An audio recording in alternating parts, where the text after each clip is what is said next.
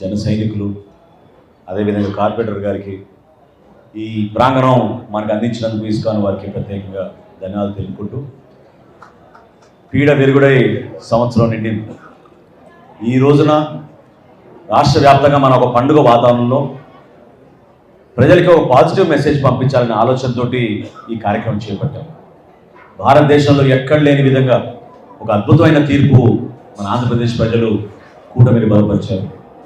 నరేంద్ర మోడీ గారి నాయకత్వం, చంద్రబాబు నాయుడు గారి నాయకత్వం, పవన్ కళ్యాణ్ గారి నాయకత్వం ఖచ్చితంగా మన రాష్ట్రానికి అవసరం అని, ఎవరెన్ని ప్రలోభాలకు గురి చేసినా, ఎవరెన్ని ఇబ్బందులు పెట్టినా, ఎంత దారుణంగా ప్రవర్తించినా ఓపికతోటి ఆ రోజులు గంటలు గంటలు క్యూలో నిల్చుని ఈరోజు కౌంటింగ్ జరిగిన రోజు గత సంవత్సరంలో ఎంత అద్భుతమైన తీర్పు ఇచ్చారో మీ అందరూ చూశారు.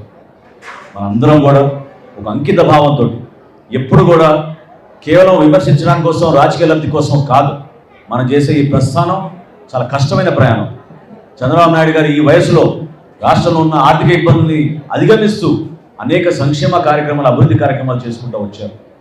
ఇంత దూరం ప్రయాణం చేసినందుకు మమ్మల్ని అందరినీ ముందు నడిపిన మా అధ్యక్షుడు పవన్ కళ్యాణ్ గారు ఎంతో త్యాగం చేసి, కృషి చేసి కూటమి విజయం కోసం అహర్నిశలు కృషి చేశారు.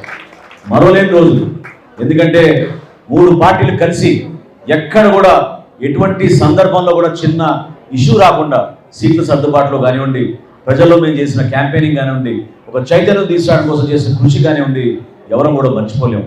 దీని వెనక మాతో పాటు మీరందరూ కూడా ఎంతో మనస్ఫూర్తిగా మీరు కష్టపడి కసితో పనిచేశారు. ప్రతి ఓటు వేయించారు, కేసులు పెట్టించుకున్నారు, కొట్టించుకున్నారు, ఎంతోమంది అవమానపరిచారు. కానీ మీరు నిలబడ్డారు. మీరు నిలబడిన స్ఫూర్తి ఖచ్చితంగా రాబోయే రోజుల్లో మన రాష్ట్రానికి, మన ప్రజలకి ఒక అంకిత భావంతో మరొకసారి ఈ కలయిక దేనికోసం, స్వార్థం కోసం కాదు, పదవుల కోసం కాదు, ఈ కలయిక కేవలం రాష్ట్ర భవిష్యత్తు కోసం, మన బిడ్డల కోసం.